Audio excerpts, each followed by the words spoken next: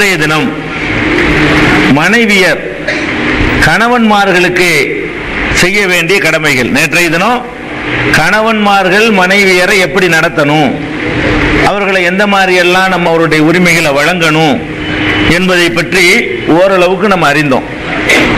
இன்றைக்கு மனைவியர்கள் கணவர்களிடத்தில் எப்படி நடந்து கொள்ளணும், இந்த விவரங்களை நம்ம அறிந்து கொள்ளவிருக்கிறோம். இதையும் இஸ்லாம் தான் இப்படி சொல்லுது, வேற மார்க்கத்தில் இல்லை. இதான் என்ன சொல்லுது தெரியுமா? ரெண்டுக்கு நடுவில் வருது. ரொம்ப ரொம்ப பிற்போக்காகவும் போயிடக்கூடாது, ஒரே அடியாகவும் நீங்க அப்படின்னு போயிடக்கூடாது. ஒரு ஒழுங்கு கட்டுப்பாடு இருக்கணும். குடும்பம்னு சொன்னா ஒரு நாடுன்னு வச்சுக்கிறீங்களேன், ஒரு நாட்டுக்கு ஒழுங்கு கட்டுப்பாடு இல்லாட்டி நாடா இருக்குமா? சில சட்டத்திட்டங்கள் ஒழுக்கங்கள் இருக்கணும். என்ன வேணாலும் எவன் வேணாலும் செஞ்சுக்காண்டு சும்மா மொட்டையா விட்டோன்னு வைங்களேன், அது நாடா இருக்காது, சுடுகாடா போயிடும். அது மாதிரி ஒரு வியாபார ஸ்தலம் சொன்னா அதுக்கும் ஒரு கட்டுப்பாடுகள் இருக்கணும். நீ இந்த செக்ஷனை பார்த்துக்க, நீ இந்த செக்ஷனை பார்த்துக்க, நீ கணக்கு பிள்ளையாயிரி, நீ இதை எழுது, நீ வாங்கி கேஷியர் ஆயிரி, நீ சேல்ஸ்மேன் ஆயிரி, நீ வரக்கூடிய ஆள வாசல்ல இருந்து பார்த்துக்க, நீ செக்யூரிட்டி ஆயிரி, நீ கூட்டு, நீ பெருக்கு, நீ பேங்க் வேலையை பார்த்துருவான்னு சொல்லி பிரிச்சா தான் சரியா வருமே தவிர ஒன்றும் பண்ணாம உங்ககிட்ட யார் யாருக்கு என்ன விருப்பம் செஞ்சுக்கிறீங்க, ஒரு கடையை திறந்து வச்சுக்கிட்டு பேங்க் போறதாலும் போங்க, வாசல் நிற்கிறான் இல்லைங்க, சேல்ஸ் உருப்படமா வியாபாரமா இருக்குமா? அப்ப அது உருப்படாது. ஒரு கடையை நடத்துறாந்தாலும் அது அதற்கு சில பொறுப்புகள், சில கண்டிஷன்கள், சில சரத்துகள் இருக்கணும். அப்பதான் அது சீரா ஒழுங்கா நடக்க முடியும். அப்ப எல்லாத்துக்கும் அப்படி இருக்குன்னு நினைக்கிறான். ஒரு நிறுவனத்துக்கு இருக்கணுங்கிறான், ஒரு கட்சி இருக்குன்னு வைங்களேன், அதுல சட்டத்திட்டங்கள் வச்சிருப்பான். கட்சி, ஒரு இயக்கம், ஒரு சங்கம், இதெல்லாம் அதுக்கெல்லாம் விதிமுறைகள் இருக்கு. அது மீறி நானும் தூக்கி போட்டுருவான். இப்படித்தான் இருக்கணும், இத்தனை மணிக்கு வரணும், இத்தனை மணிக்கு போடணும். ஆபீஸ் இருக்குன்னு வைங்களேன், ஆபீஸ் நம்ம விருப்பம் போட முடியுமா? 9 வரணும், 9 தான் போகணும். 6 மணிக்கு திரும்பணும், 6 மணிக்கு திரும்பணும். லஞ்சு டைம் 1 மணிக்குனா 1 மணிக்கு தான் லஞ்சு டைம். 2 மணிக்கு மேலே அட்டன் ஆகணும், 2 மணிக்கு போகணும். இப்படிதான் இருக்கு எல்லாத்துலயுமே. எல்லாத்துலயும் இப்படிலாம் இருக்குன்னு நினைக்கும் போது வீட்டுக்கு அது இருக்கணும்ல. எல்லாத்துக்கும் ஒரு ஒழுங்கு இருக்கணுமா, எல்லாத்துக்கும் ஒரு கட்டுப்பாடு இருக்கணுமா, எல்லாத்துக்கும் ஒரு சிஸ்டம் இருக்கணுமா, எல்லாத்துக்கும் மேல் முடிவு எடுக்கக்கூடிய ஒரு அத்தாரிட்டி இருக்கணுமா. வீட்டுக்கு மட்டும் இருக்கக்கூடாதான். இது சரியா வருமா? இஸ்லாம் என்ன பண்ணுதுன்னு கேட்டா, நீங்க குடும்பம்னா என்ன? ஒரு கணவன், ஒரு மனைவி, அவங்களுடைய புள்ள குட்டிகள், இதான ஒரு குடும்பங்கிறது.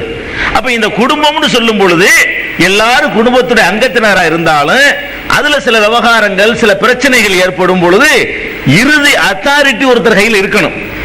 யார் ஏதாவது விவகாரம் எப்போ வரும், கடைசியில் என்னதான் பண்றது? இப்பதான் சேல்ஸ்மேனுக்கு கணக்கு பிள்ளைக்கு சண்டையா போயிடும். எதை யாரு டிசைட் பண்றது? கடைசியா ஒருத்தர் இருக்கணும்ல. மேனேஜர்னு ஒருத்தர் இல்ல இப்படிதான் சரி, இப்படிதான் முடிவு செய்யணும். முதலாளி ஒருத்தர் இருக்கணும். அப்படி ஒரு நிர்வாகி ஒருத்தர் இல்லைன்னு சொன்னா அது நிர்வாகமா இருக்காது, ஒண்ணும் இல்லாம போயிடும். அப்ப எல்லாத்துக்குமே ஒரு ஒழுங்குக்கு வரணும்னு சொன்னா விவகாரம் வரும்போது கடைசி முடிவுன்னு ஒரு இடத்துல போய் நிக்கணும். அந்த முடிவுக்கு எல்லாரும் கட்டுப்பாடு பண்ணணும். 2 பேரும் 2 சண்டை வர 2 பேருக்கும் சாதகமா சொல்ல முடியாதுங்க. 2 பேரும் அடிச்சுட்டு வர்றாங்க, 2 பேருக்கும் சாதகமா 2 பேருக்கும் இப்படி சொல்ல முடியாது, ஒண்ணுதான் சொல்ல முடியும். அப்ப என்ன மெண்டலா நம்ம தயாராகணும்னு கேட்டா, யாராவது ஒருத்தருக்கு நம்ம கட்டுப்பட்டு போயிடணும் அப்படிங்கிற ஒரு நிலைமை வருது பாரு. அந்த இடத்துல இஸ்லாம் என்ன பண்ணுதுன்னு கேட்டா, குடும்ப வாழ்க்கையில பெண்களுக்கு உள்ள உரிமையெல்லாம் சொல்லிவிடும். பெண்களுக்கு என்னென்ன அதெல்லாம் கொடுங்க. விவகாரங்கள், பிரச்சனைகள் என்று வறுமையானால் மார்க்க சம்பந்தப்படாத மார்க்க விஷயத்துல, அதுவும் புருஷன் பொண்டாட்டி அதிகாரம் கிடையாது, அல்லாஹ் ரசூலுக்கு தான் அதிகாரம் இருக்குது. மார்க்க விஷயத்துல இப்படித்தான் நடக்கணும்னு புருஷன் சொன்னா பொண்டாட்டி கேட்க வேண்டியதில்லை. இதை தவிர உள்ள அந்த நிர்வாக குடும்ப விஷயங்கள்ல பிரச்சனை வறுமையானால் அப்ப ஒரு மனைவியுடைய கடமை என்னன்னு கேட்டா, தன்னுடைய கருத்தை எல்லாம் சொல்லலாம், தன்னுடைய கருத்தை எல்லாம் எடுத்து சொல்லலாம். அது 2 பேருக்கு தீரல் என்று சொன்னா யாராவது ஒரு ஆள் அடங்கி கட்டுப்பட்டு போயிடணும். யாராவது ஒரு ஆள் கட்டுப்பட்டு போவதன் மூலமாகத்தான் அந்த குடும்பங்கிற அந்த இணைப்பு நிரந்தரமா நீடிக்க முடியும். இல்லைன்னா அப்ப ஒண்ணு இல்லாம போயிடும். அப்ப அதுக்கு இஸ்லாம் என்ன, அந்த ஒரு இடத்துல வருது இஸ்லாம். மற்ற எல்லாம் சமமா நடத்துங்க, அவங்கள மகிழ்ச்சியா வச்சுக்கிறீங்க, நீங்க திங்க மாதிரி அவங்களுக்கு திங்க கொடுங்க, நீங்க அணிகிற மாதிரி அணிய கொடுங்க, அவங்களுடைய மகிழ்ச்சிக்கு குறுக்க நிக்காதீங்க, அதெல்லாம் அதிகமா பேசாதீங்க, திட்டாதீங்க, இவ்வளவையும் சொன்ன இஸ்லாம் எங்க வருது? விவகாரம் வருது பாருங்க. அந்த இடத்துல அர்-ரிஜாலு கவ்வாமூன அலன் நிசா, திருமறை குர்ஆன் சொல்லுது. ஆண்கள் நிர்வகிக்கிறதுல பெண்களை நிர்வகிக்கக்கூடியவர்களாக இருப்பார்கள். இத பெண்கள் புரிஞ்சு ஒத்துக்கணும். பெண்களுடைய முதல் கடமை என்ன தெரியுமா? வேற ஒன்னும் பெருசா அவங்க பண்ண வேணாம். பிரச்சனை வருது, நல்லா அந்நியமா சகஜமா டிஸ்கஷன் பண்ணுங்க, பல பிரச்சனைகள் விவாதிங்க. ஒரு 10,000 ரூபாய்க்கு ஒரு பட்ஜெட்டை போடுறீங்க, புருஷங்காரன் வேணாங்கிறான், பொண்டாடிக்காரன் வேணுங்கிறான், அவன் செஞ்சுதான் ஆவானுங்கிறான், அவன் என்ன செய்யறான், இல்ல சரியா வர கட்டுப்படி ஆகாதுங்கிறான். இதுல அடிச்சுக்கிட்டு பிரிஞ்சு போயிடுறதா? சொல்லி பாருங்க, வற்புறுத்தி பாருங்க, இது தேவையான செலவு தான், இது கண்டிப்பா வாங்கத்தான், சரி பிரிச்சு வாங்கி தான் ஆகணும் அப்படின்னு பொண்டாட்டிக்காரு சொல்றா. புருஷக்காரன் சொல்றான், நீ சொல்ற சார்தான் என்கிட்ட இப்ப இல்ல, டைட்டா இருக்குது, வசதியா இல்ல, அப்புறம் பாத்துக்கிறோமே, அல்ல இதை விட முக்கியமான வேற தேவை இருக்குது. இது ஒரு விவகாரம், உதாரணத்துக்கு எடுத்துக்கிறோமே, இது ஒரு விவகாரம். இதுல வந்துகிட்டு வேணும் நான் இப்படி சொல்லிட்டே இருக்கணும், காலமெல்லாம் இருந்தா சரியா வருமா? ஏதாவது ஒரு இடத்துல ஒரு எண்டு வரணுமா இல்லையா? ஒன்னு வாங்கணும் வாங்காம இருக்கணுமா இல்லையா? அப்ப யார் அதை டிசைட் பண்ற அதிகாரம் யார்கிட்ட இருக்குன்னு? அது கணவன்கிட்ட தான் இருக்கணும்னு இஸ்லாம் சொல்லுது. ஏன்னு கேட்டா அது காரணத்தை இஸ்லாம் சொல்லுது. என்ன காரணம்னு கேட்டா பிமா ரெண்டு காரணம் இஸ்லாம் சொல்லுது. ஆண்கள் கடைசி முடிவு எடுக்கிற அத்தாரிட்டி வந்து ஆண்கள் கையில இஸ்லாம் கொடுத்திருக்கு சொன்னா அது காரணம் ரெண்டு. ஒன்னு உடற்கூறு ரீதியான காரணம், ரெண்டாவது அதாவது எந்த ஒரு இதையும் வற்புறுத்துறதா இருந்தாங்க, வற்புறுத்துறவன்ட்ட ஒரு பலம் இருக்கணும் எப்பவுமே. எப்போதுமே என்ன பலம்? ஒன்னும் உடல் பலம் அல்லது படை பலம், ஏதாவது ஒன்று இருக்கணும். இப்போ வந்து இப்போ கருணாநிதி இருக்கார், முதலமைச்சர் இருக்காருன்னா அவர் போய் உடல்ல பெரிய வலுவானவர் இல்லை, ஆனா அவர் சொன்னா அந்த படை கேட்கறதுக்கு படம் இருக்குல்ல. எதனால அவர் ஆட்சியில் உட்கார்ந்துருக்காருன்னா அவர் சொன்னா கேட்கும் பாருங்க, அந்த படம் அவர்கிட்ட இருக்குது. வழங்குதா? வாஜ்பாய் பெரிய பலசாலியா? நாட்டு பிரதமர் பலசாலி ஒன்றும் கிடையாது. இந்த அரசியல் சாசனங்கிற ஒரு சட்டத்தின் அடிப்படையில் அவர் சொன்னா ராணுவம் கேட்கும், அவர் சொன்னா வந்து போலீஸ் கேட்கும், அவர் சொன்னா ரிசர்வ் படை கேட்கும், அவர் சொன்னா மாநில முதலமைச்சர்கள் கேட்பாங்க. அந்த மாதிரி ஒரு பவர் இருக்குது. அப்படி என்னமாவது ஒன்று இருந்தா தான் கட்டுப்படுவான். எல்லா வகையிலையும் ஒண்ணு வாஜ்பாய் நான் எல்லா வகையிலும் சமாதானம் நான் அவர் கட்டுப்படனேன் போடான்னு போயிடுவான்ல, அப்படி முடியாது. ஏன்? நான் சொன்னா ஒருத்தர் கேட்கறதுக்கு 4 பேர் கூட வர மாட்டான், அவர் சொன்னா AK-47 1000 பேர் வருவான். இப்ப எப்படி சமமாக முடியும்? ஒரு கட்டுப்படுத்தானே போறோம். சட்டங்களுக்கு மனுஷன் கட்டுப்படுற காரணம் என்ன? அப்ப முதல்ல வந்து கட்டுப்படுத்துற இடத்துல வந்து ஒரு பலம் இருக்கணும். பலவீனமா உள்ளதுக்கு போய் கட்டுப்படுன்னு சொல்ல போனா மீறிடுவான், 90% மீறி போயிடும்.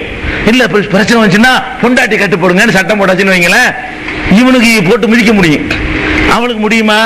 உடற்கூறு ரீதியாக இவங்கிட்ட வலிமை இருக்குது, ஆணிடத்துல வந்து வலிமை இருக்கு. பெண்கள்லாம் வந்து ஆண்கள் நீரா கராத்தை எல்லாம் போடலையானா கராத்தை போடுறாங்க, பெண்ணுக்கு பெண்ணு கராத்தை நடக்கும், அதான் நடக்குமே தவிர அதாவது கராத்தை படிச்ச ஒரு பெண்ணு கராத்தை படிக்காத ஒரு ஆணை வந்து அடிச்சுட்டு போயிடலாம். இவனும் படிச்சிருந்தாங்க முடியாது. அது நீங்க வழங்கணும். சில பேர் சொல்றாங்க கராத்தை படிச்சு 2 ஆம்பளை அடிச்சுட்டா, ஆமா அந்த ஆம்பளை படிக்காதவன் அவனும் படிச்சிருந்தா என்ன வருது? அப்படி நீங்க பாக்கணும். இவங்க எடுத்திருக்கிற அதே ட்ரைனிங் அவன் எடுத்தான்னா உடற்கூறு ரீதியா மற்ற நிர்வாகம் கணக்கு வழக்கு பார்க்கறது, படிக்கிறது, யாவோ சக்தியில் அதெல்லாம் கரெக்டா இருக்கலாம். ஆனா எதுல இல்ல? உடல் வலிமையை பொறுத்த வரைக்கும் விதிவிலக்கம் 1-2 இருக்கும். 1-2 இவன் ஊதி விட்டா விழுந்துருவான், அவ பிடிச்ச மாதிரி அப்படி இருக்கு. இதெல்லாம் ரொம்ப ரேரு, 1000ல் 1 தேன். அப்படி பெரும்பாலும் அப்படி இருக்காது, பெரும்பாலும் அப்படி இருக்கிறது இல்ல. அப்ப இஸ்லாம் அல்லாஹ் என்ன சொல்றான்னு கேட்டா, ஏன் உங்களுக்கு நிர்வாகத்தை நம்ம கொடுத்திருக்கோம்னு கேட்டா, பிமா ஃபல்லல்லாஹு பஅலஹும் அலா பஅலின், ஒருவரை விட இன்னொருவரை நாம் சிறப்பாக ஆக்கியிருக்கிறோம், அந்த வலிமையை கொடுத்திருக்கிறோம். அதாவது நிர்வாகம் பண்ணி கடைசி முடிவு எடுக்கிறதுன்னு சொல்லி கட்டுப்படுத்துறதுக்கான ஒரு சின்ன ஏதாவது ஒண்ணு இருக்கணும். அப்படி இருந்தா தான் கட்டுப்பாடு அங்க வரும். ஈக்குவலா இருந்தா கட்டுப்பாடு வராது. எல்லா வகையிலும் ஈக்குவலா இருந்தா உன்னை உனக்கு கட்டுப்படுறேன்னு போயிடுவோம். அப்ப ஈக்குவல் இல்லாம கட்டுப்படுத்துற ஒரு மேனேஜர் இருக்கான், அவனுக்கு வந்து கீழே உள்ளவன்லாம் எதுக்கு பயப்படுறான்? அவங்கிட்ட ஒரு பவர் இருக்கு, அந்த டிஸ்மிஸ் பண்ற பவர் இருக்கு, சஸ்பெண்ட் பண்ற பவர் இருக்கு பாருங்க. அவனுடைய கையெழுத்துக்கு அந்த வெயிட் இருக்குது, அதுக்கு தான் கட்டுப்படுறான். அப்படி கையெழுத்து வேலையை நீக்கவே முடியாத மேனேஜர்னு வைங்க, போடாண்டு போயிடுவான்ல. முதலாளிக்கு எது கட்டுப்படுறான்? தூக்கி வெளியே போட்டுருவான், வயிற்றுல அடிச்சிருவான். அந்த பவர் அவன்கிட்ட இருக்குது. அப்ப என்னமாச்சு ஒண்ணு இருந்தா தான் அந்த பவரை கொடுக்க முடியும். அப்ப குடும்ப வாழ்க்கையில் விவகாரம் வரும் பொழுது அதை ஒரு முடிவுக்கு கொண்டு வரலன்னு சொன்னா காலாகாலத்துக்கு எவ்வளவு நாளைக்கு இப்படி பூசலா இருந்துகிட்டு இருப்பீங்க? சேர்ந்துதான் வாழ்ந்து ஆகணும் 2 பேரும். சும்மா அற்பமான காரணத்துக்கெல்லாம் பிரிஞ்சிட முடியாது. எப்போதும் சந்தோஷமா வண்டி ஓடிக்கிட்டு இருக்கணும்னு சொன்னா ஒரு இதை விளங்கிட்டாங்கன்னு பிரச்சனை இது வரும். பெரும்பாலான குடும்பங்கள்ல விவகாரத்துக்கு காரணம் வந்து பெண்கள் வந்து இதை வந்து ஒத்துக்கிறது இல்லை. சில பெண்கள் நீ என்ன சொல்லி நான் என்ன கேட்கறது, அப்ப எப்படி இது தீரும், அப்ப நீங்க நாங்க கேட்கணுமான்னு வந்துருவான்லப்பா, தீராது பிரச்சனை. அது இது ஒரு காரணம். 2வது வந்து ஒபிமா அன்ஃபகு மின் அம்வாலிஹிம், இந்த ஆண்கள் வந்து ஏன் அந்த மேலாதிக்கத்தை கொடுத்திருக்குன்னு சொன்னா, அந்த புருஷனுக்கு சோறு போடணுங்கிற கடமையை பெண்ணுக்கு இஸ்லாம் சுமத்தல. அவ சம்பாதிக்கட்டும், கோடீஸ்வரியா இருக்கட்டும், அந்த சோறு போடுற அந்த பொறுப்பு யாருல சுமத்தப்பட்டிருக்கு? அவங்களுக்கு சேர்த்து செலவழிக்கிற பொறுப்பு இருக்கு, படி அளக்கிற பொறுப்பு யார்கிட்ட இருக்குது? இவங்கிட்ட இருக்குது. அப்ப அந்த பொறுப்பு இருக்கும்போது படி அளக்கிறவனும் வாங்குறவனும் எப்படி சமமாக முடியும்? அல் எதில் ஒல்லியா கைரும் மினல் எதில் சுஃபுலான்னு நம்ம சொன்னோம்ல, மேலே இருக்கிற கை கீழே இருக்கிற கையை விட சிறந்ததுன்னு. அப்ப எப்போதுமே இவங்க என்னதான் வசதி வாய்ப்பு கோடீஸ்வர வீட்டு குடும்பமா இருந்தாலும் சரி, இவன் வந்து கொடுக்குறான். இவன் வந்து கஷ்டப்பட்டு சிரமப்பட்டு உழைத்து கொண்டு வந்து தனக்கு மட்டும் தின்னுட்டு அவன் பாட்டு போயிட்டு இருக்கான். அவன் மட்டும் திங்கிறான், அவ்வளவு சோம பிரச்சனை ஒன்றும் கிடையாது. இவன் என்ன பண்றான், தன்னுடைய மனைவி மக்கள் நல்லா இருக்கணுங்கிறதுக்காக வேண்டி அவன் வந்து வெளியில போய் உழைக்கிறான், மூட்டையை தூக்குறான், கடையில் உட்காந்து வேலை பார்க்கறான். லேசான வேலை நினைக்கிறீங்களா? ஆயிரக்கணக்கான டென்ஷன், கடங்காரன் வந்து திட்டுவான், அவன் வாக்களிச்சவன் வந்து ஓடியாதனுக்கு இது பண்ணுவான், சேல் டாக்ஸுக்காரன் இன்கம் டாக்ஸுக்காரன் வந்துட்டு போவான், இப்படி மெண்டல் தலை தெரிச்சு வீட்டுக்கு நுழைவான்.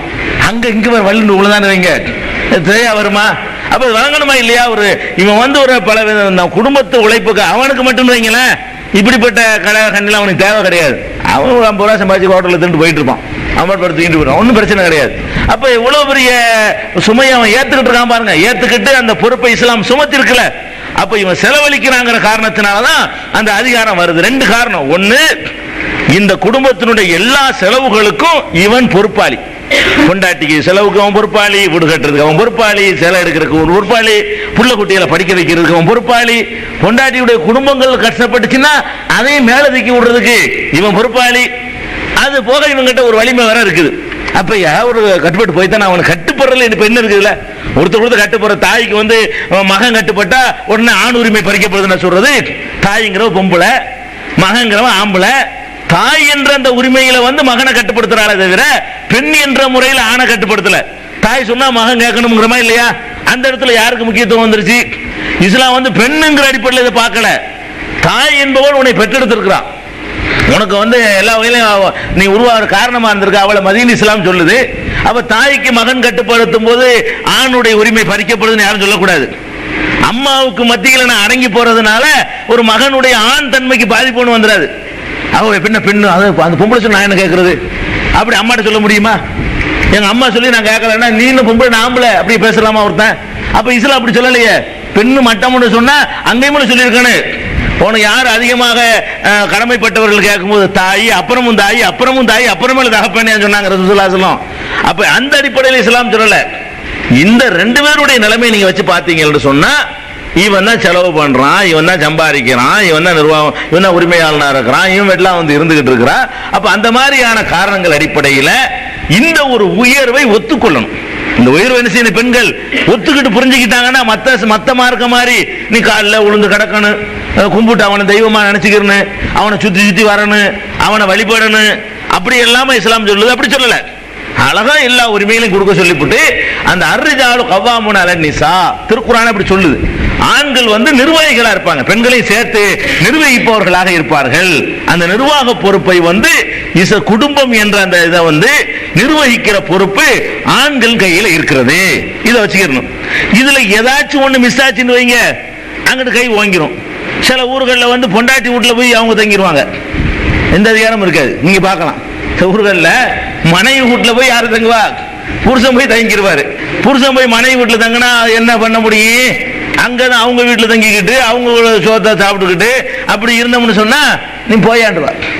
ஏன் அல்லாஹ் 2 காரணத்தோட சும்மா சொல்றான். சும்மா ஒண்ணு அந்த மேலாண்மையை அல்லாஹ் கொடுக்கல. எப்பதான் அது உனக்கு கிடைக்கும்? ஒண்ணு உன் பொசிஷன்ல இருக்கணும், நீ செலவு பண்ணணும். 2வது வலிமையா இருக்கணும். வலிமை இல்லாட்டாலும் அங்க இவன் ஒண்ணும் இல்லாம போயிடுவான். அல்லது செலவழிக்க இவன் செலவழிக்காம அங்க வாங்கி வைங்க, மாமி வீட்டுல இருந்தான்னு வைங்க, அவ்வளவுதான். ஒண்ணுமே இருக்கா, மான மரியாதை ஒண்ணுமே இருக்காது, எல்லாம் போயிடும். அப்ப அப்படி இல்லாத ஒரு கட்டத்துல வந்து சில இடத்துல அப்படி இருக்க நீ கேள்வி கேட்பீங்க.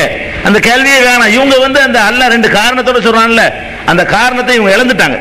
இழந்ததுனால அந்த நிர்வகிக்கிற தகுதி அவங்களுக்கு தன்னால போயிடுச்சு, அவங்களா இழந்துக்கிட்டாங்க. இஸ்லாம் சொல்லக்கூடிய மெத்தட் என்னன்னு கேட்டா, நாம நமது காசை செலவழித்து குடும்பத்தை பராமரிக்கணும். இந்த ஒரு மேலாண்மையை வந்து ஒத்துக்கிறணும். இதை ஒத்துக்கிட்டாங்கன்னா குடும்பத்துல 90% விவகாரம் அடிபட்டு போச்சு. எந்த அளவுக்கு மேலாண்மை என்று சொன்னா பாருங்க, இப்ப நம்ம பெண்கள் வீட்டுல உட்கார்ந்து இருக்காங்க, வீட்டுல கஷ்டப்படுறாங்க, எல்லாம் சரிதான். ஆணை பொறுத்த வரைக்கும் அரபு நாட்டுக்கெல்லாம் போறான்ல, நீ பாக்குறீல்ல, எதுக்கு அரபு நாட்டுக்கு போறான்? அவன் வயிற்ற கழுவுறதுக்கா? இந்த அரபு நாட்டில் போய் என்ன மாதிரியான வேலையெல்லாம் பார்க்குறான்? முதலாளிகள் உங்களை எத்தனை பேருங்க இருப்பீங்க? ரொம்ப கம்மியாக தான் இருப்பீங்க. பெரும்பாலான ஒரு 95% மேல யார்த்தையாவது கை கட்டி வேலை பார்க்கறதா தான் நம்ம இருப்போம். அப்ப அரபு நாட்டில் போய் வேலை பார்க்கறான், கவர்னர் உத்தியோகம்னு பார்க்கல, அந்த பாலைவனத்து வெயில பூரா அவன் தாங்கிட்டு ஒரு நாள் பூரா கஷ்டப்பட்டு அவன் உழைச்சான்னு சொன்னா அவன் நம்ம நாட்டை விட கொஞ்சம் கூடுதலான காசு கிடைக்குது, அதுக்காக ஓடுறான். போய் பொண்டாட்டி விட்டுவிட்டு பிள்ளைய விட்டுட்டு அந்த மகிழ்ச்சி எவ்வளவு இழந்துட்டு போறான். எல்லா மகிழ்ச்சியும் அவனுக்கு போயிடுது.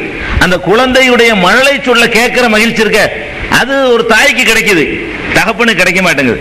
பெரும்பாலான தகப்பமார் வெளிநாட்டுக்கு போய் சம்பாதிக்க போறேன்னு போயிடுறான். எதுக்கு போறான்? அதை ஒரு பெண்ணு நினைச்சு பார்க்கணுமா இல்லையா? நம்ம நல்லா இருக்கிறதுக்காக வேண்டி, நமக்கு சோறு போடுறதுக்காக வேண்டி, நம்ம கஷ்டப்படக்கூடாதுங்கிறதுக்காக வேண்டி நம்ம கணவர் இப்படிலாம் பண்றாரு, உழைக்கிறாரு. அதே மாதிரி ஒரு தெருவில் வடை போட்டு விற்கிறவன் எடுத்துக்கிறீங்களேன், அவன் கஷ்டம் லேசான வேலையாது, கஷ்டமானது இல்லையா? ஒரு கடையில் லேபரா போய் சேர்றான்னு வைங்களேன், இங்க தெரியாது கொண்டாடி வந்து வரட்டுவான். அதை விட அங்க முதல்ல அவனை வளர்ப்பான். வாயில அந்த வார்த்தையெல்லாம் சொல்லி திட்டுவானும் முதலாளிகள். திட்டக்கூடாதுங்கிற விஷயம் வேற. முதலாளிகிட்ட அவ்வளவு பேச்சையும் வாங்கி, அவ்வளவு அசிங்கமானதையும் வாங்கி எதுக்கு சகிச்சுக்கிறான்? குடும்பத்துக்காக சகிச்சுக்கிறான். வேற என்ன செய்யற? பொண்டாட்டி சோறு போடணும்ல. நம்ம மட்டுமா இருந்தா உதறி விட்டு போயிடலாம். அவன் அந்த வேலையில தொடர்ந்து நிக்கிறதுக்கு காரணம் இந்த பெண்ணு தான். இந்த மனைவி, இந்த மக்கள், இந்த குடும்ப உறவு தான் அவனை அங்க நிக்க வைக்குது. கோவிச்சுட்டு ஓடி போயிடலாம். அடுத்து என்ன செய்யறது? 4 இடத்துல கூட 5 இடத்துல சேர்க்க மாட்டான். இவனுக்கு இதை விளையாண்டுருவாங்களே.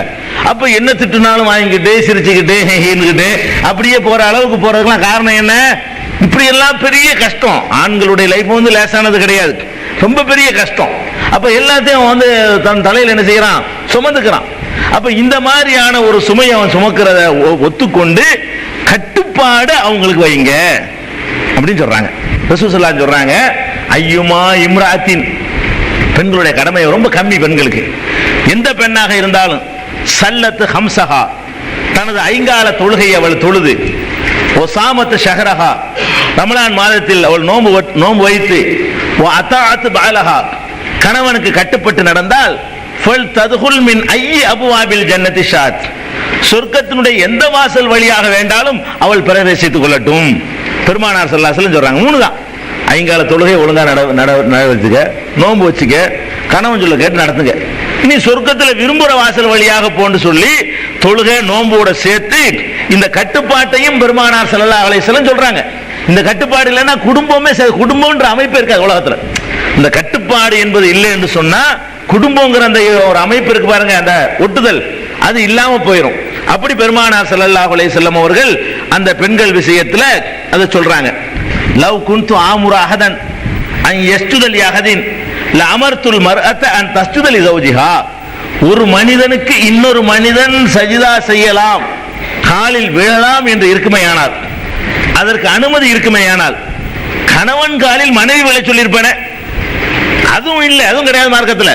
கணவன் காலில மனைவி விழ வேண்டியதும் மார்க்கத்தில் கூடாது. ஆனால் அப்படி அனுமதி இருந்திருக்குமானால் எனக்கு விழ சொல்லியிருக்க மாட்டேன்ப்பா, அவளை கணவன் காலில் விழ சொல்லியிருப்பேன், அதுக்கு அனுமதி இல்லையே. கணவன் காலில் விழுவதற்கு மனைவிக்கு அனுமதி இல்லைங்கும் போது என் காலில் விழுறதுக்கு உனக்கு எப்படி அனுமதிப்பேன் அப்படின்னு சொல்றாங்க பெருமானார் ஸல்லல்லாஹு அலைஹி வஸல்லம். இதுல காலில் விழ சொல்லி இந்த ஹதீஸ் சொல்லல, ஒண்ணு சொல்லுது. என்ன சொல்லுது? ஒரு மனிதன் என்ற முறையில் ரசூல் ஸல்லல்லாஹு அலைஹி வஸல்லம் நமக்கு எவ்வளவு முக்கியமானவங்க, ரொம்ப முக்கியமானவங்க தானே. அதை விட கூடுதல் முக்கியமாக ரசூல் ஸல்லல்லாஹு அலைஹி வஸல்லம் மனைவிக்கு கணவன் முக்கியம்னு சொல்றாங்க. அதான் இதுல விளங்குது. என் காலில் விழுவுறங்கிற நீ அப்படி இருந்தா மனைவியை கணவன் காலில் விழ சொல்லியிருப்பானே, அப்ப அதுக்கு முதலிடம் கொடுத்திருப்பானேங்கிறாங்க. அதுக்கு கீழே தான் நாங்கிறாங்க. இந்த விஷயத்துல ஒரு மனிதனுக்கு ரசூல் ஸல்லல்லாஹு அலைஹி வஸல்லம் எப்படி முக்கியமானவங்களோ ஒரு முஸ்லிமுக்கு, அதே மாதிரி ஒரு வகையில் அதை விட கூட கொடுத்து சொல்றாங்க. திருக்குரான் தமிழாக்கம் பி ஜெய்னுல் ஆபிதீன் வெளிவந்து விட்டது 8வது பதிப்பு.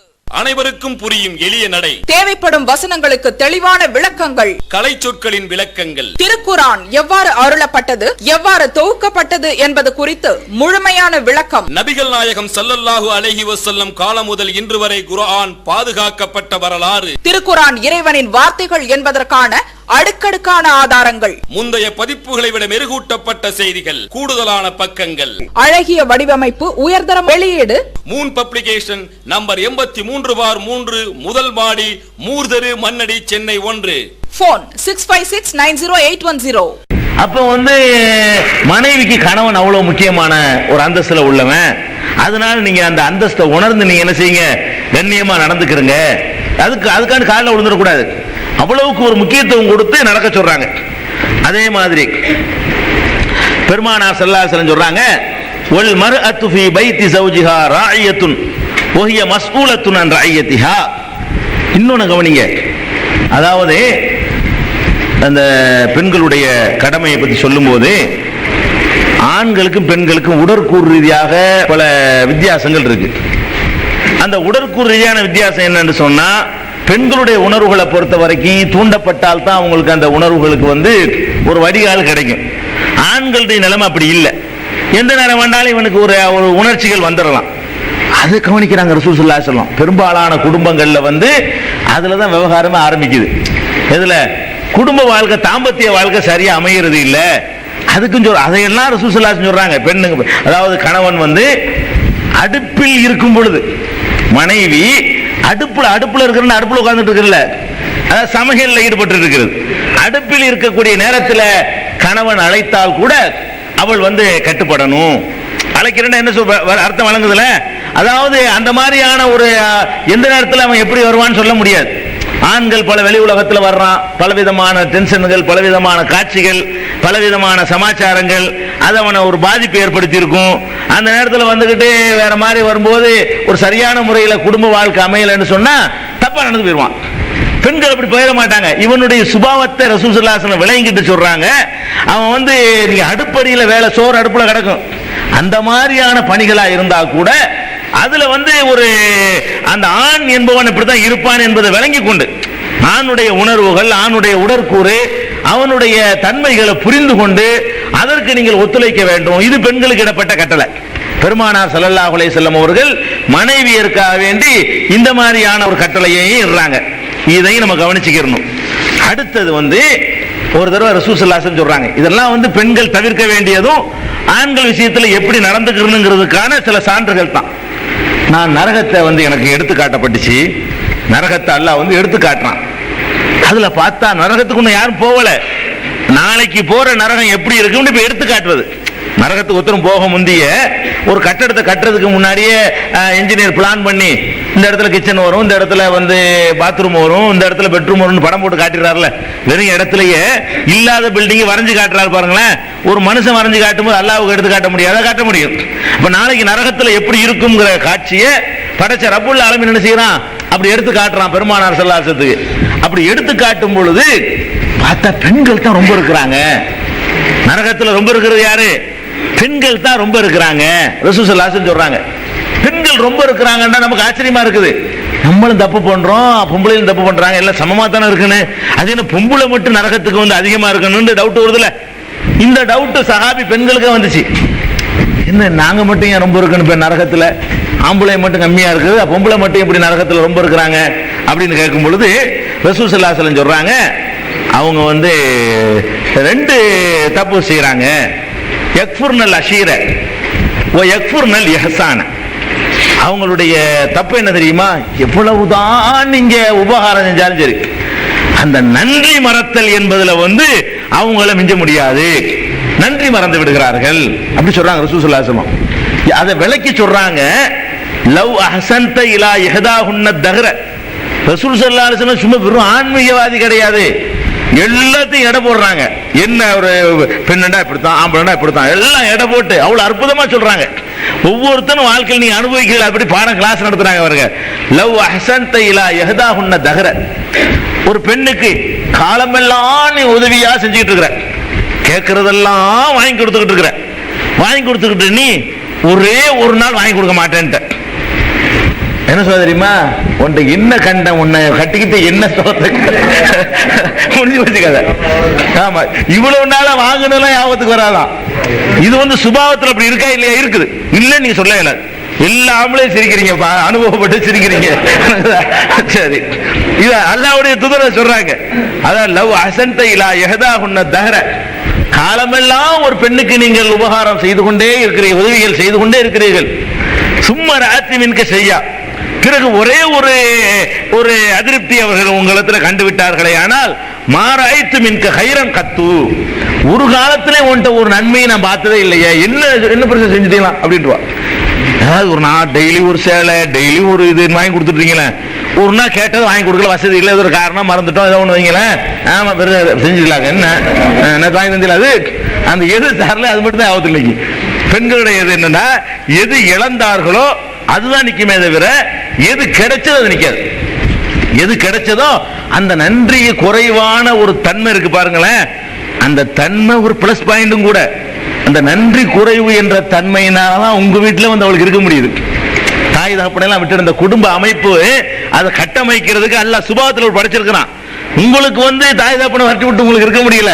ஒரு பெண்ணுக்கு வந்து என்ன ஆகுது, தாய் மறந்து போயிருவாங்க. கல்யாணம் பண்ணிட்டு வந்த உடனே தாயின்னு ஒருத்தர் இருக்கிறா, தகப்பன் ஒருத்தர் இருக்கிறாங்கிறது பெண்ணுக்கு மறந்தே போயிடும். அந்த அந்த நன்றி குறைவு என்பது அவருடைய சுபாவத்திலே உள்ளது. அது இங்கேயும் பிரதிபலிக்குது. அது என்ன செய்யுது, இங்கேயும் வந்து புருஷன்ட்டையும் அது வந்து பிரதிபலிக்க ஆரம்பிச்சிருது. அப்ப இதுதான் உங்களுடைய இது ஒரு காரணம். அது ரெண்டாவது காரணம் எக்ஃபுர்னுல் அஷீர. கணவனுக்கு நிறைய நீங்க வந்து மாறு செய்யறீங்க, கணவனுக்கு மாறு செய்யறீங்க. இஹ்சானுக்கு வந்து அதாவது உபகாரங்களுக்கு நன்றி மறந்துடுறீங்க. இந்த நன்றி மறத்தல் என்பது வந்து உங்கள்ட்ட கூடுதலா இருக்கிறதுனால நரகத்துல கூடுதலா இருப்பீங்கிறாங்க ரசூல் ஸல்லல்லாஹு அலைஹி வஸல்லம். என்னட்டா பெருமானார் ஸல்லல்லாஹு அலைஹி வஸல்லம் இன்னொரு தடவை சொன்னாங்க, மல்லம் யஷ்குரின் நாஸ லம் யஷ்குரில்லா. மனிதனுக்கு நன்றி செலுத்தாத எவன் அல்லாஹ்வுக்கு நன்றி செலுத்த முடியாது. நன்றிங்கிறம ஏதோ அல்லாஹ்வுக்கு நன்றி செலுத்திட்டு தான் இருக்கிறோம். மனிதனுக்கு முதல் நன்றி செலுத்த மாட்டேன்ட்டான்னு வைங்க ஒருத்தன், அவன் அல்லாஹ்வுக்கு நன்றி செலுத்த ஆகவே மாட்டான். அது வந்து ஒரு பொதுவான ஒரு இஸ்லாத்தினுடைய கோட்பாடு. அந்த அடிப்படையில் இந்த மாதிரியான ஒரு போக்குகளும் நிறைய இருக்குது. இன்னொரு தடவை சொல்றாங்க ரசூல் ஸல்லல்லாஹு அலைஹி வஸல்லம், இய்யாக வகுஃப்ரில் முனஇமீன். உபகாரம் செய்தவர்களுக்கு நன்றி மறப்பதை விட்டு உங்களை நான் இய்யாக்குன்ன பெண்களே உங்களை நான் எச்சரிக்கிறேன். உபகாரம் செய்தவர்களுக்கு நீங்க நன்றி மறக்கிறீங்க பாருங்க, அதை வந்து நான் ரொம்ப எச்சரிக்கிறேன் அப்படிங்கிறாங்க. அப்ப பெண்கள் எல்லாம் கேட்கிறாங்க, அது என்ன உபகாரம் செய்தவர்களுக்கு நன்றி மறக்கிறதா என்ன, அது என்ன, எதை பத்தி நீங்க சொல்றீங்க அப்படின்னு விளக்கம் கேட்கிறாங்க. அப்ப ரசூல் ஸல்லல்லாஹு அலைஹி வஸல்லம் சொல்றாங்க, ஒருத்தி வந்து ரொம்ப நாள் மாப்பிள்ளை கிடைக்காம தாய் தந்தையரோட இருக்கிறா, சரியான ஒரு வாழ்க்கை அமைய மாட்டேங்குது, நீண்ட நாட்கள் 20-25 வயசு வரைக்கும் இழுத்துது.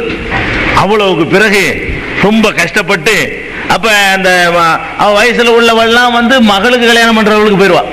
அவ்வளவு நாளைக்கு மாப்பிள்ளை கிடைக்காம எல்லாம் இருக்கும் சில பேருக்கு. இவ்வளவுக்குலாம் பிறகு வந்து அல்லாஹ் ஒரு வாழ்க்கையை என்ன செஞ்சிருவான், அமைச்சு கொடுத்துருவான். அமைச்சு கொடுத்தோன்னு சொன்னா செல்வம் வசதி வாய்ப்பு எல்லாத்தையும் நல்லா கொடுத்துருவான்.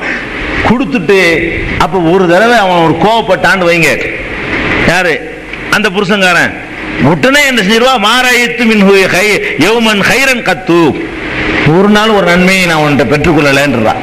அப்ப நம்ம இவ்வளவு நாள் வீட்டில் உட்கார்ந்து இருந்தோமே, வாழ்க்கை இல்லாம இருந்தோமே, நம்ம ஒரு சுமையா இருந்தோமே, நம்ம ஒரு கஷ்டமா இருந்தோமே, தாய் தகப்பனுக்கு பாரமா இருந்தோமே அப்படிங்கறதெல்லாம் நினைச்சு இப்படி ஒரு அழகான வாழ்க்கையெல்லாம் தந்திருக்கிறான்னு அதை நன்றியோடு நினைத்து கொண்டிருக்க வேண்டிய ஒருத்தி நன்மை தீமை எடை போட்டு பார்த்து, அது கிடையவே கிடையாது. நன்மை எவ்வளவு தீமை எவ்வளவு, இந்த கணவனால வந்து நமக்கு கிடைச்ச நன்மைகள் இவ்வளவு, அவனால கிடைச்ச தீமைகள் இவ்வளவு எடை போட்டு பார்த்து நன்மைக்கு நன்றி செலுத்தி அந்த தீமைக்காக வேண்டிய அதிருப்தி பட்டா பரவாயில்லை. இவங்களுடைய சுபாவம் எப்படி அமைஞ்சிருக்குன்னு கேட்டா, எவ்வளவுதான் வாரி வாரி வாரி கொடுத்தாலும் சரி, அதுதான் குணகுடி மஸ்தான்லாம் அந்த அப்படி சொன்னாரு. குணகுடி மஸ்தான்லாம் படிச்சாரு, ஆடென்றும் மாடென்றும் வீடென்றும் தேடென்றும் ஆண்டவனை மர பாக்குவாள், ஆடு மாடு வீடெல்லாம் தேடுன்னு சொல்லி கேட்பான்னு சொல்றானே, அதுக்கெல்லாம் காரணம் என்ன, இந்த சுபாவம் தான். இந்த சுபாவத்தை வந்து அவங்க மாத்திக்கிறணும். இது நரகத்தில் கொண்டு சேர்க்கும். இதுல எச்சரிக்கை என்னன்னு கேட்டா, இது ஒரு சாதாரண விஷயமா இல்ல, இது நரகத்தில் சேர்க்கக்கூடிய ஒரு பாவம். போமா நிறைய அழிப்புடுங்க, இது நரகத்தில் சேர்க்கக்கூடிய பாவம் என்று பெருமானார் ஸல்லல்லாஹு அலைஹி வஸல்லம் சொல்றாங்க. அப்ப பெண்கள் வந்து அப்ப தங்களுடைய அந்த தன்மையை மாற்றிக்கொள்ளணும், நன்றி செலுத்தக்கூடியவர்களாக மாறணும். அப்ப இது ஒரு நம்மகிட்ட உள்ள பாவம், பெண்கள் விளங்கணும். நம்மள்ட்ட இருக்கிற ஒரு பெரிய வீக்னஸ் என்ன, எவ்வளவு செஞ்சாலும் அந்த நன்மையை நம்ம பார்க்க மாட்டேங்கிறோம். நம்ம அந்த நன்மையை உணர்வோம். அது இந்த காலத்தில் எப்படி நடக்கணும், நல்லா சிந்திச்சு பாருங்க. ஒரு பெண்ணை கரை சேர்ப்பது என்பது அந்த பெண்ணை பெற்றவனுக்கு எவ்வளவு பெரிய சுமை விளங்கணுமா இல்ல. ஒரு பெண்ணை பெற்றவன் வந்து வயிற்றுல நெருப்ப கட்டுறதுமாங்களே, அதுக்கு இதை உதாரணமா சொல்லுவாங்க. ஒரு பெண்ணை பெத்துட்டான்னு சொன்னா அதை கரை ஏற்றுற வரைக்கும் அவன் படக்கூடிய அதாபு, அவன் படக்கூடிய வேதனை, அதுக்காக வேண்டி பிச்சை எடுக்கிறான், அதுக்காக வேண்டி ஊரா அலைகிறான், அதுக்காக வேண்டி கடன் வாங்குறான், அதுக்காக வேண்டி வீடு வாசல விற்கிறான். இவ்வளவெல்லாம் கஷ்டப்பட்டு ஒரு வாழ்க்கை அமைஞ்சிருக்கும் போது இந்த எடுத்தேன் கவிழ்த்தேங்கிற ஒரு சின்ன வார்த்தையினால உடைச்சிட்டு போயிடுறது. புது பொண்ணுக்கே வாழ்க்கை கிடைக்காது இந்த காலத்தில், உடைச்சிட்டு போய் நீ போய் அம்மா வீட்டில் உட்காந்தன்னா அது மறுவாப்பில் எங்கேருந்து கிடைக்குங்கிற சமூக அமைப்புல வாய்ப்பு இருக்குதா? கன்னி பெண்களுக்கே வாழ்க்கை கிடைக்க மாட்டேங்குது, அவன் தடுமாறுறான். அப்ப இவங்களுடைய அந்த நன்றி கெட்ட தனத்தை வந்து நம்ம போய் ஒரு ஆத்திரப்பட்டு போயிட்டு கோவிச்சுக்கிட்டு போயிட்டோம்னு சொன்னா அப்புறம் நெக்ஸ்ட் அடுத்து என்ன? தகப்பன் வீட்டுல உட்காந்துருவோம். தகப்பன் வீட்டுல போய் உட்கார்ந்து அடுத்து என்ன? அந்த சுமை, சோறு போடுற சுமை அவனுக்கு, அந்த நம்மளை பராமரிக்கிற சுமை அவனுக்கு, அப்ப அந்த சந்தோஷத்துக்காக வேண்டி கவலைப்படக்கூடிய சுமை அவனுக்கு. அது மாத்திரம் இல்லாம போயிட்டோன்னு வைங்க, ஒரு தங்கச்சி கல்யாணம் பண்ணாதவர் தான் வைங்க, அவ வாழ்க்கைக்கு சேர்ந்து இடைஞ்சல். என்ன ஓடி வந்துட்டா, இந்த வீட்டுல பொண்ணு கூடாது, ஓடி போயிடும், அம்மா வீட்டுக்கு போயிடும் அப்படிங்கிற மாதிரியான ஒரு விமர்சனங்கள். இதையெல்லாம் தூர நோக்கோட விளங்கி, சரி யாரோ எவரோ, நம்ம யாரோ இவங்க யாரோ, நம்முடைய எல்லா செலவுக்கும் பொறுப்பேற்றுக் கொள்ளக்கூடிய ஒரு வாழ்க்கை நமக்கு அமைஞ்சிருக்குது. நம்ம தகப்பன் மீது அதை சுமையை சுமத்தாம, நம்ம தாயின் மீது அதை சுமத்தாம, நம்ம உணவை நம்ம தலையிலேயே சுமத்தாம, யாரோ ஒருத்தன் தலையில எல்லாம் போட்டு விட்டுட்டான், அவன் நம்முடைய எல்லா தேவையும் எல்லாம் பாத்துக்கிற வச்சுட்டான், அப்படி ஒரு பாசத்தை எல்லாம் உண்டாக்கி வச்சுட்டான், அப்படி ஒரு அமைப்புல நம்மள எல்லாம் படைச்சு வச்சிருக்கிறான். இந்த பெண் என்ற இந்த அமைப்பின் காரணத்தினால தானங்க நம்ம எல்லாத்துக்கும் பொறுப்பேற்றுக்கிறோம். அப்ப இதை வந்து என்ன செய்யணுங்க, விளங்கணும். அல்லாஹ் பார்த்து தந்திருக்கிறான், ஒரு கஷ்டம் இல்லாம உழைக்காம இல்லாம அழகா நிம்மதியா வீட்டுல இருந்து கொண்டு கஷ்டப்படாம சந்தோஷமா இருக்கிறோமே, இப்படி அந்த பொறுப்பு இல்லாம இருந்த பொறுப்பை சுமக்கிறது இருக்கு பாருங்க, அதுக்கு நிகரான சுமை எதுவும் கிடையாது. அவங்க வயிற்றுல குழந்தைய சுமக்கலாம், இடுப்புல குடத்தை சுமக்கலாம், அதெல்லாம் ஒரு பெரிய சுமை கிடையாது. இந்த பொறுப்பை சுமக்கிறது இருக்கு பாருங்க, அவன் தான் எல்லாத்துக்கும் பொறுப்பா. இப்ப உதாரணமா இதுக்கு வந்து நான் தான் இதுக்கு வாடகை கொடுக்கணும், நான் தான் இது கரண்ட் பில் கட்டணும், நான் தான் இதை மராமத்து பண்ணு வைங்க, இதை நான் எதை தூக்கிட்டு இருக்கல பில்டிங்க. ஆனா எனக்கு 25ஆம் தேதி வரும்போது எனக்கு எப்படி இருக்கும்? நம்ம தலையில வச்சுட்டு இருக்கிறோம், இந்த பில்டிங்கை வந்து நான் தான் பராமரிக்கணுங்க. உதாரணத்துக்கு சொன்னேன், இந்த பில்டிங்கை நான் பராமரிக்கணும், 1ஆம் தேதி என்ன வாடகை கொடுக்கணும், கரண்ட் பில்லு கட்டணும், கூட்டுறவனுக்கு காசு கொடுக்கணும், பெருக்கிறவனுக்கு காசு கொடுக்கணும், அதை வெள்ளை அடிக்கணும், மராமத்து பண்ணணும், ரிப்பேர் பண்ணணும், அது செய்யணும், இது செய்யணும், தண்ணி வரி கட்டணும், இதெல்லாம் என் தலையில நான் தான் சுமக்கிறேன். பில்டிங்கை சுமக்கல. 5 நாளைக்கு மெண்டல் ஆயிருவன்ல, ஒன்னும் வழி இல்லைன்னு வைங்க. 25ஆம் தேதி பாக்குறோம், ஒரு சோசம் இல்ல, 5 நாள் தானே இருக்கு, என்ன செய்வேன், என்ன படுத்தா தூக்கம் வராது, தூக்கம் வந்தா ஒன்னும் அப்படி மெண்டல் ஆயிருங்க. அவங்க என்ன சாதாரண நினைச்சிட்டு இருக்காங்க, இந்த ரமலான் வந்துருச்சுன்னா எத்தனை ஆம்பளை ராத்திரில தூங்காம இருப்பான் தெரியுமா? படுத்தவனும் தூங்கிடுவாங்க. என்ன செய்யறது, நம்ம கொண்டாட்டி இருக்கா, அந்த புள்ள இருக்கு, அதை யோசிச்சு பார்க்கணும். இந்த சுமை பெண்களுக்கு உண்டா? நீங்க என்னதான் உடல் ரீதியா அவ்வளவு சுமந்துட்டு போங்க, இந்த சுமைக்கு இதுக்கு பொறுப்பு உங்களுக்கு உண்டா? நீங்க வாட்டு படுத்து தூங்கிட்டு இருப்பீங்க. தூங்க மாட்டான், நிறைய ஆம்பளை தூங்க மாட்டான், ஒரே கவலை, இதே கவலை, எப்படியா சந்தோஷமா எடுத்து கொடுக்கணுமே, எதை எடுத்து கொடுத்தா இவ குறை சொல்லாம இருப்பா, அதையும் பார்க்க வேண்டியிருக்கு. என்னத்தை எடுத்து கொடுத்தான்னு இதானக்கு அதெல்லாம் யோசிச்சுக்கிட்டு இது வந்து இந்த மூளையில சுமக்கிறான் பாருங்க, அதுக்கு நிகரான ஒரு சுமை கிடையாதுங்க. உடல்ல எவ்வளவு சுமக்கலாம், உடம்புல எம்பிட்டு வேணாலும் சுமக்கலாம். தூக்கி மூட்டையை தூக்கிட்டு போறான், மூட்டையை தூக்கிட்டு போறவன் வந்து உடம்புல சுமக்கிறான், அவனை போய் அறிவு கட்ட நாயன்னு கேளுங்களேன், திருப்பி அடிப்பான் அவனை. மூளையில சுமக்குறீங்க நீங்க, அதாவது உடம்புல எவ்வளவு தாங்கிக்கிறான், அறிவு கட்ட முட்டாப்பையில திருப்பி அடிக்க வந்துடுறான். ஏன்? அறிவு கட்ட முட்டாப்பையில என்பது மூளையில் சுமத்துற சுமை, அவன் தாங்க முடியல, உடம்புல தாங்கிக்கிறான். உடம்புல எவ்வளவு நாள் செய்வான், தாங்கிக்கிறான். மனம் கட்டவன் அவன் ஏசி பாருங்களேன், ஏசனோட கோபம் வருது, கொடுக்குற வேலையெல்லாம் செய்யலாம் முதலாளி, ஏசுனா ஏத்துறான். ஏசுனா எதுக்கு எதுக்குறான்? இது ரொம்ப கஷ்டம், மூளையில சுமக்கிறதுக்கு பாருங்க பெரிய கஷ்டம். அப்ப இந்த பெண்ணுங்க இந்த வீட்டு குடும்பம் நடத்தணும், வாடகை கொடுக்கணும். இந்த வாடகை கொடுக்கணும் என்ற பொறுப்பு மூளையில பெண்களுக்கு உண்டுமா?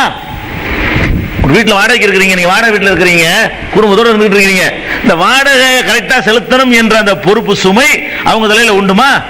அதை பத்தி அவங்க நினைச்சா எப்படியா பாத்துக்கிறாரு, செஞ்சுக்கிறாரு அப்படிங்கிற ஃப்ரீ, எந்த சுமையும் கிடையாது. இந்த மென்டலா உள்ள ரிலாக்ஸ் இருக்கு பாருங்க, அதை கொடுத்துருக்கு பாருங்க இஸ்லாம். எந்த சுமையும் இல்லாம இந்த வேலைக்கு போற பெண்கள்னு போய்கிட்டு போய் பாருங்க, தரித்திரம் முடிச்சு ஆட்டுது.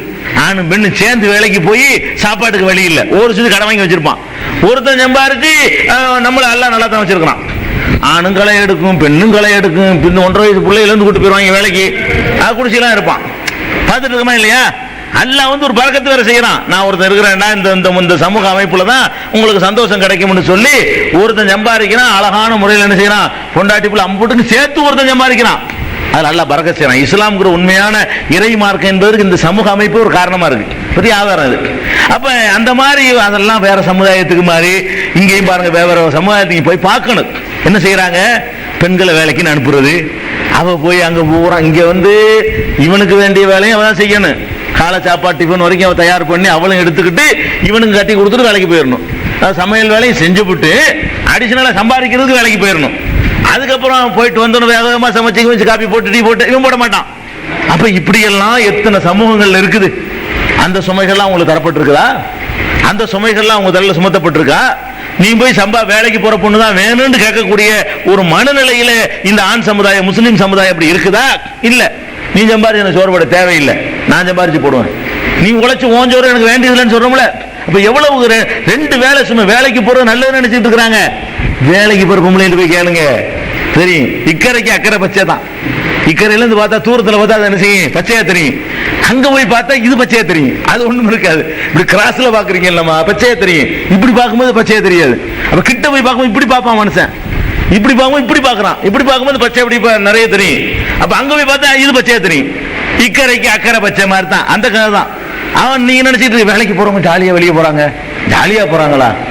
அவன் பைத்தியம் முடிச்சு போய் காலையில இவனுக்கு வேலை செஞ்சு வச்சுட்டு பிள்ளைகளை பள்ளிக்கூடத்துக்கு அனுப்பிட்டு அவசர அவசரமா சாப்பாடை கட்டிக்கிட்டு ஓடி போயிட்டு என்னாச்சு ஏதாச்சும் உடனே ஓடியாந்துக்கிட்டு மறுபடியும் சமையல் மறுபடியும் இது.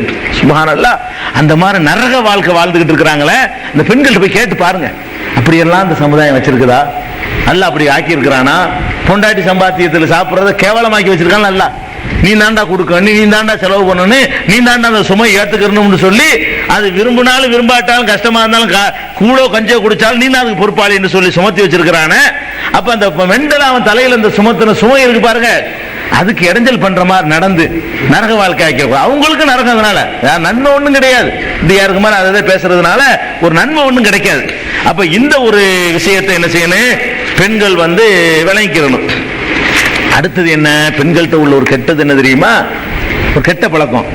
இப்போ ரசூல் ஸல்லல்லாஹு அலைஹி வஸல்லம் அவங்கள்ட்ட ஒரு பெண் வருது. ஒரு பெண்ணு எனக்கு ஒரு சக்களத்தி இருக்கிறா. ஒரு பெண்ணு சொல்லுது, சக்களத்தினா என்ன, புருஷனுக்கு இன்னொரு பொண்டாட்டி, ரெண்டு பொண்டாட்டிக்கு இருப்பாங்க. அந்த இன்னொரு பொண்டாட்டி சொல்லுது, எனக்கு ஒரு சக்களத்தி இருக்கிறா. அந்த சக்களத்திக்கு ஒரு ஆத்திரம் ரோஷம் விட்டுறதுக்காக வேண்டி என் புருஷன் தராதையெல்லாம் எனக்கு தந்த மாதிரி பொய்யா காட்டிக்கிட்டு அந்த அந்த தூண்டி விடுறதுக்குல கிளப்பி விடுறது அந்த மாதிரி செய்யலாமா அப்படின்னு கேட்கிறாங்க ரசூல் ஸல்லல்லாஹு அலைஹி வஸல்லம். ஒரு பெண்மணி அப்ப ரசூல் ஸல்லல்லாஹு அலைஹி வஸல்லம் சொல்றாங்க, யார் தன்னிடத்துல இல்லாத ஒன்றை, தனக்கு வழங்கப்படாத ஒன்றை வழங்கப்பட்டதாக காட்டிக் கொள்கிறாளோ அவ பொய்யான போலி ஆடை அணிந்தவளை போன்றவள். அதாவது ஆடை அணிஞ்சு உள்ள எல்லாம் தெரியுமே, அந்த கண்ணாடி மாதிரி, அந்த மாதிரியான ஆடை அணிந்தவளாக அவள் இருக்கிறாள் என்று பெருமானார் ஸல்லல்லாஹு அலைஹி வஸல்லம் சொல்றாங்க. இந்த சக்களத்தை விட்டுருங்க, இந்த மாமியாத்தை அப்படி காட்டுறது பொம்பளைய, என் மாப்பிள்ளை என்னோட தான் இருக்கான்னு காட்டுற மாதிரி இது தராதெல்லாம் தந்துதா சொல்றது, சண்டை உண்டாக்கி விட்டுறது. பெண்களுடைய பழக்கம் என்ன, தங்கச்சிட்டு போய் சொல்றது, எனக்கு ஒரு சேலை எடுத்துட்டாரு 5000 ரூபா இருக்கும், அவளுக்கு என்ன இருக்கு, உன்னுடைய தங்கச்சி எப்படி இருக்கு. அப்ப தராதையெல்லாம் தந்ததாக இவன்ட்ட தரலன்னு சண்டை பிடிக்கிறது. வெளியில போய் தராதெல்லாம் தந்ததா சொல்லி குடும்பத்தை ரெண்டாக்கி விட்டு, என் உனக்கு மட்டும் தண்டை எனக்கு தெரியலையோ, பொண்டாட்டி தான் கவனிக்கிறான், அம்மாவை கவனிக்க மாட்டேங்கிறான், பொண்டாட்டி தான் கவனிக்கிறான், அக்காவை கவனிக்க மாட்டேங்கிறான், பொண்டாட்டியை தான் கவனிக்கிறான், தங்கச்சியை கவனிக்க மாட்டேங்கிறான்னு சொல்லி அந்த மாதிரியான ஒரு போக்குகள் எல்லாம் கூட பெண்கள்கிட்ட ரசூல் ஸல்லல்லாஹு அலைஹி வஸல்லம் காலத்தில் இருந்திருக்குது. புதுசா இப்போ உள்ளது இல்ல, அந்த காலத்தில் இருந்திருக்குது. இப்படியான போக்குகளையும் பெண்கள் என்ன செய்யணும், மாத்திக்கிறணும் என்று பெருமானார் ஸல்லல்லாஹு அலைஹி வஸல்லம் அவர்கள் அதை சொல்றாங்க. இன்னொரு இதெல்லாம் எதுக்கு சொல்றோம்னு கேட்டா, பெண்கள் அவ்வளவுக்கு ஒரு கண்ட்ரோலா கட்டுப்பாடா இருக்கணுங்கிறதுக்காக வேண்டி பெருமானார் ஸல்லல்லாஹு அலைஹி வஸல்லம் சொன்னாங்க, லா தசூமுல் மர்அத்து வ பஅலுஹா ஷாஹிதுன் இல்லா பிஇذنஹி. இன்னொன்னு பாருங்க, இதுல எப்படி பெண்கள் நடக்கணும்னு. நோன்பு இருக்குல்ல, சுன்னத்தான நோன்பு, நீங்க இப்ப நினைச்சா நீங்க நோன்பு வச்சுக்கலாம், நீங்க நினைச்சா நீங்க நோன்பு வச்சுக்கலாம். இன்னைக்கு ரமலானை விட்டுருங்க, வேற நாட்கள்ல நினைச்சா வச்சுக்கலாம், நினைச்சா விட்டுறலாம். ஹராமான நாட்களை தவிர எப்ப வேண்டாலும் நோன்பு வைக்கலாம். இந்த நோன்பு வைக்கிற உரிமைகளை கூட ரமலானை தவிர மற்ற நாட்கள்ல பெண்கள்ட்ட இருந்து இஸ்லாம் எடுத்தது. நீங்க ரமலான் அல்லாத நாட்கள்ல புருஷன் ஊர்ல இருந்தான்னு சொன்னா நோன்பு வைக்கிறதுக்கு முன்னாடி அவங்க கிட்ட கேட்டுக்கிறணும். யார்கிட்ட கேட்டுக்கிறேன்னு, கணவன்ட்ட கேட்டுக்கிறணும். எது கேட்டுக்கிறேன்னு, நீங்க நோன்பு வைக்கிற நேரத்தில் அவனுக்கு வேற மாதிரியான உணர்ச்சியில் இருக்கலாம். நீங்க நான் நோன்பா இருக்கிறேன் அப்படின்னு அவன் வேற எங்கிட்ட போயிடுவான். அந்த அதுக்கு சொல்லுது இஸ்லாம், அப்படி சொல்லுது. உங்களுடைய கணவன்மார்கள் வீட்டில் இருக்கக்கூடிய, வெளியூர்கள் அது விஷயம், வீட்டில் இருக்கக்கூடிய நேரத்தில் அனுமதி இல்லாமல் நீங்க நோன்பு வைக்க கூடாது. அப்ப எவ்வளவு அந்த கணவனுடைய அந்த உணர்ச்சிகளுக்கு அந்த உறவுகளுக்கு எப்படி மதிப்பளிக்கணும் என்பதற்கு இதெல்லாம் ஒரு பெரிய ஆதாரம். எந்த ஒரு பெண்ணாவது கணவன் கோபமாக இருக்கும் நிலையில மரணித்து விட்டாலேயானால், அதாவது மரணம் எப்பவும் வரலாம், அது யாபத்தில் வச்சுக்கணும். நம்ம இப்ப சண்டை பிடிச்சி நாளைக்கு சேர்ந்துக்கலாம் நினைக்கிறோம். உசுரோடு இருந்தா தானே சேர முடியும். சுட்டுன்னு போயிட்டோம்னா சண்டை பிடிச்சிட்டு சேர்ந்துக்கலாம் நினைக்கிறோம். சரிதான், சண்டை ஒரு பேருக்காக சண்டை பிடிச்சிட்டு நாளைக்கு சேர்ந்துக்கிறோம்னு சொல்லி நினைக்கிறோம். ரைட்டு தான். ஆனா ஒவ்வொருவரும் அடுத்த வினாடி மரணத்தை எதிர்பார்த்திருக்கிறோம். அப்ப கணவன் கோபமாக இருக்கும் நிலையில் ஒரு பெண் வந்து மரணத்தை அடைந்து விடுவாரையானால் அவரை வந்து வானவர்கள் சபிக்கிறார்கள். மலக்குகள் வந்து என்ன செய்யறாங்க, அந்த பெண்ணை சபிக்கிறாங்க. நாசமா போ உருப்படுவியான்னு சொல்லி மலக்குகளுடைய சாபம்னா உடனே ஏற்றுக்கொள்ளப்படும். நம்ம சாபம் மாதிரி இல்லை. மலக்குகள் அவங்க சுயமா சபிக்க மாட்டாங்க. அல்லாஹ் பர்மிஷன் கொடுத்தாதான் சபிப்பாங்க. மலக்குகளுக்கு சுய அபிப்பிராயம் கிடையாது. அப்ப ஏறக்குறைய அல்லாஹ் சொல்லி சபிக்கிற மாதிரி அல்லாஹ் சபிக்கிற மாதிரி தான். மலக்குகள் சுயமா ஒன்றும் செய்ய மாட்டாங்க, சொந்தமா ஆராய்ச்சி பண்ண மாட்டாங்க. அப்ப வானவர்களுடைய சாபத்துக்குரியவர்களாக அவங்க ஆகுறாங்க என்பதை எல்லாம் பெருமானார் ஸல்லல்லாஹு அலைஹி வஸல்லம் எச்சரிக்கிறாங்க. அப்ப இந்த விவரங்களை எல்லாம் பெண்கள் வந்து என்ன செய்யணும், கவனத்தில் வைத்துக்கொண்டு அதை தங்களுடைய இதுகளை நடத்தி கொள்ளணும். அதே நேரத்தில் இன்னும் சில உரிமைகள் இருக்குது. சில புருஷங்காரன் இருப்பான், நல்லா அல்லாஹ் கொடுத்துருப்பான், நல்லா கொடுத்துருப்பான், கொடுக்க மாட்டான், முன்னாடி கொடுக்க மாட்டான், எல்லாம் எடுத்து வச்சுக்கிட்டு எண்ணி எத்தனை 50 காசு கொடுக்குது இந்த மாதிரி கொடுக்குறவனு இருக்கிறான், கஞ்சம் இருக்கிறான். இது மாதிரி சஹாபாக்கள் இருந்திருக்கிறாங்க. அபு சுஃபியான்லாம் அந்த மாதிரி ஆளு. அபு சுஃபியான்ங்கிறவன் அவர்லாம் அபு சுஃபியான் யார், நம்ம முஆவியாவுடைய தகப்பனார் அபு சுஃபியான், ரசூலுல்லாஹ்வுடைய மாமனாரும் கூட ஒரு மனைவியுடைய தகப்பனார். அவர் வந்து கொஞ்சம் மாதிரியான கொஞ்சம் கை சுருக்கின ஆள் போல இருக்குது. அப்ப அவங்க மனைவி ஹிந்தா இருக்காங்கல்ல, ஹிந்தாங்கிறவங்கள இந்த ஹம்சாவை கொன்றவங்க, அவங்க பிறகு இஸ்லாத்துக்கு வந்துட்டாங்க. அவங்க வந்து ரசூல் ஸல்லல்லாஹு அலைஹி வஸல்லம் அவங்கள்ட்ட முறையிடுறாங்க, அல்லாஹ்வுடைய தூதரை, இந்த ஆளு ரொம்ப வடிகட்டின கஞ்சனா இருக்கிறாரு, இந்த ஆளு உண்மை தரமாட்டேங்கிறாரு, போதுமான அளவுக்கு தரமாட்டேங்கிறாரு, நான் அது தெரியாம தேவையான எடுத்துக்கலாமா, பாக்கெட்லாம் வச்சிருப்பாரு, சட்டை கழட்டி போடுவார்ல, எடுத்துக்கலாமா அப்படின்னு சொல்லி அவங்க கேட்கறாங்க. ஹிந்தா வந்து கேட்கறாங்க. எதுக்கு சொல்றோம்னு கேட்டா, இப்படி செஞ்சுட்டாங்கன்னா நீங்க குறை சொல்லிடக்கூடாது தான். பெருமானார் ஸல்லல்லாஹு அலைஹி வஸல்லம் சொல்றாங்க, போதுமான அளவுக்கு ஒரு தரலன்னு சொன்னா நீங்க பாட்டுக்கு எடுத்துக்க. திருட்டுல வராம அவ கணவன் வந்து எனக்கும் என் குழந்தைகளுக்கும் போதுமான அளவுக்கு தரமாட்டேங்கிறார், இருக்குது அவர்கிட்ட இருந்துகிட்டும் போதுமான அளவுக்கு தரமாட்டேங்கிறார், ஆனா வச்சிருக்காரு நிறைய. அப்படி தரலன்னு சொன்னா உனக்கும் அவன் குழந்தைக்கும் தேவையான அளவுக்கு பில் மஅரூஃப்ங்கறாங்க, அதுக்காக நல்ல முறையில் எடுத்துக்கணும், அதுக்காக ஓவரா எடுத்துடக்கூடாது. என்ன மேக்சிமம் அது தேவை இருக்குதோ அந்த அளவுக்கு நீங்க எடுத்துக்கொள்ளலாம் என்று பெருமானார் ஸல்லல்லாஹு அலைஹி வஸல்லம் அவர்கள் அந்த பெண்களுக்கு அந்த உரிமையை கொடுத்திருக்கிறாங்க. அதை நீங்க கவனத்தில் வைத்து எதுக்கு இதை சொல்றோம்னு கேட்டா, போதுமான அளவுக்கு கொடுக்கிற கடமை உங்களுக்கு இருக்குது. நீங்க மனைவியரை கவனிக்கும் பொழுது போதுமான அளவுக்கு கொடுக்கிற கடமை இருக்குது. கொடுக்க தவறினால் எடுத்துக்கொள்ற உரிமை உங்களுக்கு இருக்குது. எடுத்துக்கிட்டா கணிச்சிடக்கூடாது, எப்படி எடுத்தேன்னு கேட்கக்கூடாது. யார்கிட்ட வேணாலும் நீ கேட்கலாம், மகன்கிட்ட கூட நேர கட்டுற எடுத்துன்னு கேட்கலாம், பொண்டாட்ட கேட்கக்கூடாது. தேவைக்கு எடுத்தேன்னு வாய முடிக்கணும். தேவை கரெக்டான தேவையை சொன்னா மார்க்கம் கொடுத்துக்கிற உரிமையை எவ்வளவு பொறுப்பை சமத்திருக்குன்னு பாருங்க. பெண்களுக்கு வந்து இப்படி உரிமையை கொடுத்து எதுக்கு கொடுத்துருக்கு, நன்றியோட இருக்கிறதுக்கு தான். பெத்த பிள்ளையா இருந்தா கூட கேட்டு எடுக்கணும். நீ யாரோ அவன் யாரோ, ஆனா நீ கேட்காம எடுத்துக்கலாம். உன் தேவைக்கு என்ன செய்யலாம், அவசியமான தேவைக்கு கேட்காம இந்த அளவுக்கு ஒரு மார்க்கத்துல உரிமை வாங்கி தந்திருக்குன்னு சொன்னா, அந்த கணவன் அவ்வளவு ஹக்கு உங்களுக்கு இருக்குன்னு சொன்னா நீங்க எப்படி நடந்து கொள்ளணும், அதுக்காகத்தான் சொல்ல வருது. அந்த மாதிரி இருக்குது. அதே மாதிரி பாருங்க, வீட்டுல இருந்து தர்மம் கேட்டு வர்றாங்க. தர்மத்துக்கு வீட்டுல புருஷங்காரன் இருக்க மாட்டான், ஆம்பளையா இருப்பான், இருக்க மாட்டான். முசாஃபிர்கள், பிச்சைக்காரங்க, தேவை உள்ளவங்க எல்லாம் பெண்கள் தான் கேட்டு வருவாங்க. அப்படி கேட்டு வரக்கூடிய நேரத்தில் இவ வந்து கணவனுடைய இதை எடுத்து தர்மம் செய்யலாங்க. பெண்ணுக்குற உரிமையை பாருங்க. கணவனுடைய சொத்தை எடுத்து சொத்துன்னு அள்ளி கொடுத்துறது இல்லை, அது அதுக்குன்னு ஒரு மார்க்கத்தினுடைய வரம்பு இருக்குல்ல, அதை தாண்டிடாத அளவுக்கு, நம்ம நாளைக்கு பிச்சை எடுக்காத அளவுக்கு, நம்ம நடத்துறோம் நின்றாத அளவுக்கு, அந்த அளவுக்கு என்ன செய்யலாம். அப்ப கணவனுடைய அனுமதி இல்லாமல் ஒரு பெண்மணி வந்து தர்மம் செய்வாளையானால், கணவன் வந்து அதில் திருப்தி அடைந்தால் அவனுக்கு முழு கூலி இருக்குதான். முழு கூலி அவனுக்கு இருக்குது, இவனுக்கும் கூலி இருக்குது. கணவன் வந்து அதை அதிருப்தி அடைஞ்சான்னு சொன்னா பாதி கூலி இருக்கான் அவனுக்கு. இவங்க காசு எடுத்து கொடுத்தா, கணவனுடைய பொருளை எடுத்து மனை வர்ற ஆளுக்கு 50 ரூபா தர்மம் போட்டு விட்டா, ரமலான் மாசம் வர்றாங்க, என்ன செய்ய வாசல் நிக்கிறாங்கல்ல, இதுக்கு போய் கேட்டுட்டா இருக்க முடியும், சவுதியில இருந்து பணம் அனுப்புறான், கணக்கு வச்சுட்டா இருக்க முடியும், அவன் பாட்டுக்கு தர்மம் செஞ்சு விட்டுறான். அப்ப தர்மம் செய்து விட்டாலேயானால் அதுக்கு அவளுக்கும் கூலி இருக்குது, அவனுக்கும் கூலி இருக்குது. அவன் அதுக்கு உடன்பட்டுட்டான்னு சொன்னா வந்து முழு கூலி அவனுக்கு இருக்கு, இவளுக்கு இருக்குது. அவன் உடன்படலை என்று சொன்னா பாதி கூலி அவனுக்கு இருக்குது. மனசால விரும்பலையில அவன் ஏன் இப்படி கொடுத்த, யாரக்கிட்ட கொடுத்த அப்படின்னு கேட்டான்னு சொன்னா இவளுக்கு கொடுத்ததுக்கான தர்மம் செஞ்ச கூலி இருக்குது, அவனுக்கு அதுல பாதி கூலி இருக்குதுன்னு சொல்லி பெருமானார் ஸல்லல்லாஹு அலைஹி வஸல்லம் சொல்றாங்க. இவ்வளவு உரிமைகள் எதுக்கு இந்த இதெல்லாம் சொல்லி காட்டுறோம்னா, அதை பெண்கள் வந்து விளங்கி நடந்துக்கணும். நமக்கு இவ்வளவு உரிமை தந்திருக்குத, நம்ம வீட்டுல கூட நம்ம அத்தாவுடைய மணி பர்ஸ்ல கூட காசு எடுக்க முடியாது. ஒரு பெண் யோசிக்கணும், நம்ம தகப்பனாருடைய மணி பர்ஸ்ல கூட காசை எடுக்க முடியாது, நம்ம தாயாருடைய பீரோவை திறந்து கூட எடுத்துட முடியாது, நம்ம பிள்ளையுடைய காசை கூட எடுக்க முடியாது. ஆனா யார் காசை எடுக்கலாம்? ஒரு பெண்ணு புருஷன் காசை எடுக்கலாம். சமூகத்தில் எடுக்கத்தானே செய்யறாங்க, சமூக அமைப்பில் எடுக்கிறமே, நம்ம பெட்டியை திறப்பாங்க, நம்ம இதை எடுத்துக்குவாங்க. அது மாதிரி உரிமைகள் பெரும்பாலான குடும்பங்கள்ல கொடுத்து வச்சிருக்குது. அப்ப இந்த அளவுக்கு ஒரு உயர்ந்த அந்தஸ்தை இஸ்லாம் கொடுத்திருக்கும் பொழுது அதை உணர்ந்து அதுக்கு தகுந்த மரியாதையோட நடந்து கொள்ளணும். அதுக்காக சொல்ல வர்றோம். இந்த அளவுக்கு தர்மம் செய்யற உரிமையை கொடுத்து வச்சிருக்குது, அவங்க வந்து தேவைக்கு எடுத்துக்கொள்ளக்கூடிய உரிமையை கொடுத்து வச்சிருக்குது. அப்ப இதையெல்லாம் வச்சு பார்க்கக்கூடிய நேரத்தில் பெண்கள் வந்து கணவன்கிட்ட வந்து என்ன செய்யணும், இன்னும் கொஞ்சம் கண்ணியமான முறையில அவங்களுக்கு மரியாதையான முறையில நடந்து கொள்றதுங்கிறது அவங்களுடைய முக்கியமான கடமை. அடுத்தது வந்து அந்த கடுமையான உடன்படிக்கை எடுத்தாங்கன்னு சொன்னோம் நேத்து. கல்யாணங்கிறது சும்மா ஃபார்மாலிட்டி கிடையாது, கடுமையான உடன்படிக்கை. அந்த கடுமையான உடன்படிக்கை என்பதுல ஆம்பளைக்கு மட்டும்தான் நம்ம சொன்னோம். இது அப்படியே நீங்க பெண்களுக்கு வச்சுக்கணும். உடன்படிக்கை ரெண்டு பேரும் செய்யறாங்க. இந்த கணவன் மனைவி குடும்ப வாழ்க்கைங்கிறது சும்மா ஒரு விளையாட்டு போக்கு இல்லை.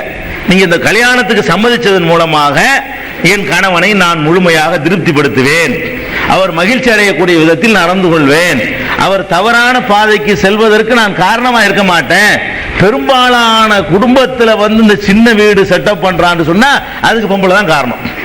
அந்த மனைவி ஒழுங்கா அமைஞ்சிட்டான்னு சொன்னா அந்த மாதிரிலாம் அவனுக்கு நினைப்பே வராது. அங்க வந்து வீட்டில் இருக்கிற நரகத்துக்கு பயந்துகிட்டு ஓடுற அளவுக்கு வீட்டுக்கு போறதுக்கு பயப்படுறான் நிறைய ஆம்பளைங்க. வீட்டுக்கு போறதுக்கு பயந்து சாவுவான். அதனால போன அப்படி இருக்குமேன்னு சொல்லி அந்த மாதிரி பலவீனமா இருந்தா அதையும் சொல்றாங்க ரசூலுல்லாஹி ஸல்லல்லாஹு அலைஹி வஸல்லம். உலகத்திலேயே மகா அதிசயம் ரசூலுல்லாஹ் சொல்றாங்க, இப்படி ஒரு அதிசயத்தை நான் கண்டதில்லை. என்ன அதிசயம்? உடம்புல பார்த்தாலும் பலவீனமா இருக்கிறீங்க. பெண்களை பார்த்து சொல்றாங்க, உடம்புல எடுத்துக்கொண்டாலும் ஆம்பளையோட ஒப்பிடும்போது பலவீனமா இருக்கிறீங்க. மற்ற அறிவுல எடுத்துக்கொண்டாலும் அதோட ஒப்பிடும்போது கம்மியா தான் இருக்கிறீங்க. அப்படி இருந்துகிட்ட பெரிய பெரிய புத்திசாலியை எல்லாம் காலில் போட்டு அமுக்கி மிதிச்சு ஒண்ணும் இல்லாம ஆக்கி போடுறீங்களே, இதை நினைச்சு நான் ஆச்சரியப்படுறேன் அப்படி சொல்றாங்க. ஒரு ஆண் மகனுடைய மூளையவே அப்படி ஆகிருதுங்க. ஒரு ஆண் நல்லா இருப்பான், ஒரு பொம்பளை நினைச்சான்னு சொன்னா அவனை பைத்தியமா ஆக்க முடியும். பொம்பளை நினைச்சான்னு வைங்களேன், அவன் கொடுக்குற டோஸ்ல அவன் மென்டல் ஆகி போய் அவன் லூஸ் ஆஃப் பண்ணாலும் போயிட முடியும். அவன் நினைச்சான்னு சொன்னா பெத்த தாய் அடிச்சு வரட்டி விட முடியும், அடிப்பான். பொண்டாட்டி நினைச்சான்னு சொன்னா அவன் அந்த சாகசத்தை அப்படி அந்த மாதிரியான பேச்சுக்கள்ல அப்படி மயங்கி விழுந்துறான். இவ்வளவு திரகாத்திரமா இருந்து என்ன இருக்கு, அந்த ஒரு சக்தி அல்ல அவங்கள்ட்ட கொடுத்து வச்சிருக்கிறான். அப்ப அதிகமான கூர்மையான அறிவு படைத்தவனை, உங்களோட வலிமை படைத்தவனை எல்லாம் நீங்க வீழ்த்திடுறீங்க பாருங்க. அது அல்லாஹ் உங்கள்ட்ட கொடுத்திருக்கிற ஒரு பெரிய ஒரு ஆயுதம். அதை நினைச்சு நான் ஆச்சரியப்படுறேன் என்று பெருமானார் ஸல்லல்லாஹு அலைஹி வஸல்லம் சொன்னாங்க பாருங்க. அந்த அளவுக்கு அல்லாஹ் உங்கள்ட்ட வந்து அந்த சக்தியை கொடுத்திருக்கையில வெளியில போறதுக்கு அவனை வீணா போறதுக்காக காரணம் நீங்களா தான் இருப்பீங்க.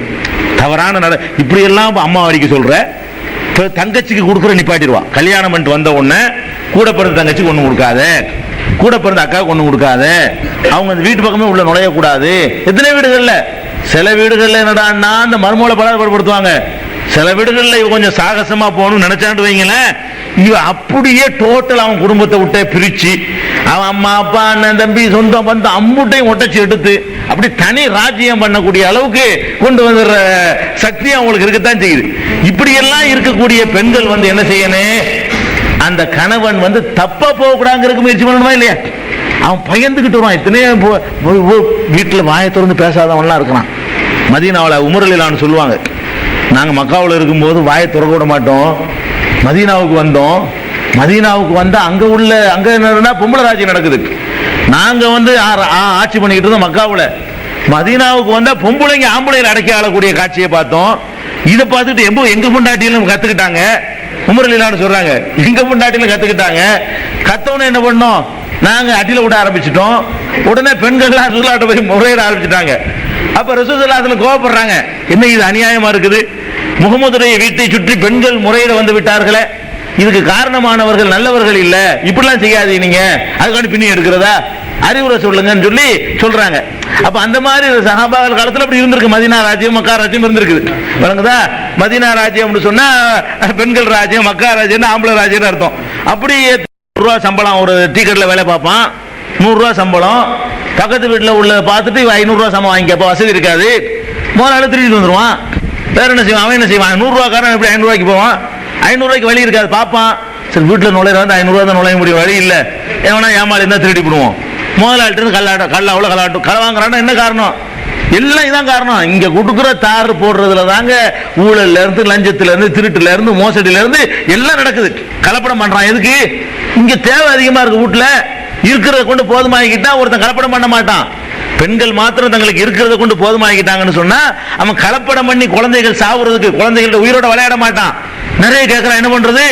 அப்ப நம்ம தேவைகளை நீங்க ஆண்கள் கெட்டு நாசமா போறதுக்கு நீங்க உங்களுடைய நிர்பந்தங்களும், உங்களுடைய அனாவசியமான தேவைகளும், ஆடம்பரமான விருப்பங்களும் தான் காரணங்கிறத பெண்கள் விளங்கிக்கிறணும். இந்த மாதிரி அல்லாஹ்வுக்கு பயந்து இந்த ஆடம்பரங்கள்லாம் குறைச்சி தூக்கி எறிஞ்சிடணும். ஃபிரௌனுடைய மனைவியை உதாரணமா எடுத்துக்கொள்ளணும். அவங்களுக்கு ஏராளமான வசதிகள் எல்லாம் கொடுத்தும் கூட அல்லாஹ்வுக்கு அப்படியும் தூக்கி எறிஞ்சிட்டு வந்தாங்க. அரண்மனை, மாளிகை வாசம், தங்க நகை, வெள்ளி எல்லாத்தையும் தூக்கி எறிஞ்சிட்டு வந்தாங்க. அந்த மாதிரியான ஒரு அமைப்பை பெண்கள் பெற்றுட்டாங்கன்னு சொன்னா அல்ஹம்துலில்லாஹ் அந்த குடும்ப வாழ்க்கை சந்தோஷமா இருக்கும். ஆகிரத்திலே நல்லவராக இருக்க முடியும். இல்லைன்னு நம்ம பாவியாயிருவோம். பெண்கள் ஒழுங்கா, நீங்க பெண்கள் ஒழுங்கா இல்லைன்னு சொன்னா நிறைய ஆண்கள் நரகத்துக்கு அனுப்பிட முடியும். நீங்க நரகத்துக்கு நிறைய போறது மட்டும் இல்ல, நிறைய ஆம்பளைகள் நரகத்துக்கு அனுப்புற அளவுக்கு உங்களால முடியும். அவங்கள சாலிகின்களா மாத்துறது முடியும்.